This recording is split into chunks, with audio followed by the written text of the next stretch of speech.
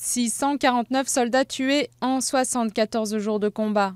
En 1982, la guerre des Malouines s'était soldée par une défaite cuisante de l'Argentine face à la Grande-Bretagne, qui a perdu 255 hommes.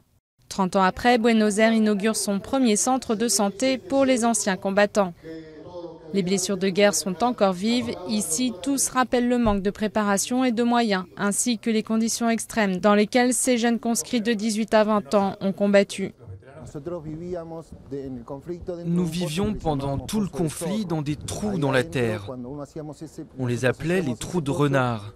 Quand on creusait ces puits, de l'eau jaillissait du sol et donc globalement, on avait de l'eau jusqu'aux genoux en permanence et avec une température de moins 20 degrés et des vents violents.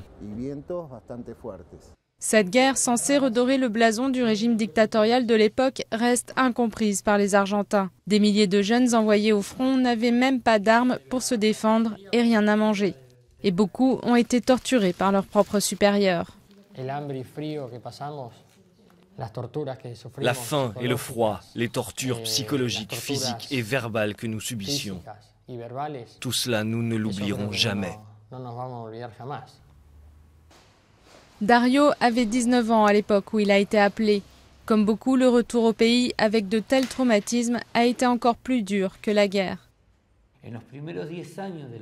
Jusqu'en 1992, la société nous a marginalisés. Qu'est-ce que ça signifiait? Tout simplement qu'il était impossible pour nous de trouver du travail. Parce que tout le monde pensait que nous étions fous, simplement parce que nous avions fait la guerre.